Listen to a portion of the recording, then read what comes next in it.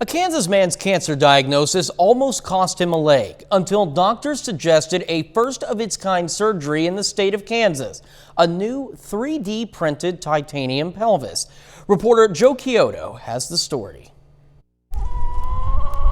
Absolutely. It can be hard to beat a view like this. In Lone Jack, Missouri, Kurt Meelan is adjusting to a new way of life.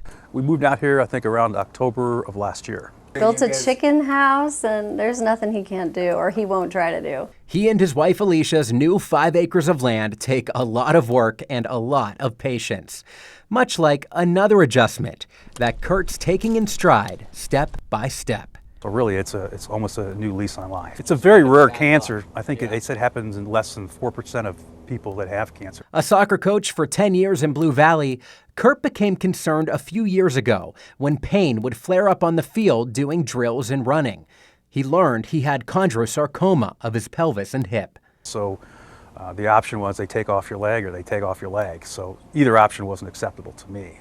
The response to that was, there's got to be something else. A father of 5 and an active guy, Kurt refused to lose a limb. That had his doctor at the University of Kansas Health, Dr. Kyle Sweeney, searching high and low for another option to save Kurt's leg and life.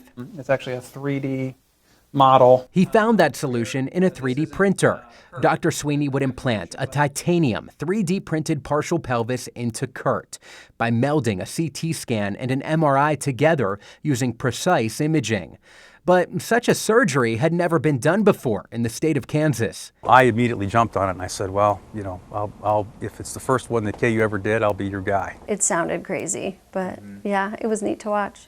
A big risk that came with a big reward. Kurt is officially the first patient in Kansas to receive a 3D printed pelvis. He can now walk using a crutch. That is a fantastic feeling. It's absolutely incredible what you can do with it, because if you can imagine it, you can 3D print it. And if you can image it, you can recreate anatomy that's specific to an individual. Such advancements will only become more common in the future. There are options now through technology, giving people like Kurt a second shot at life. It was the best case scenario, better than expected. Very, very, very grateful for that.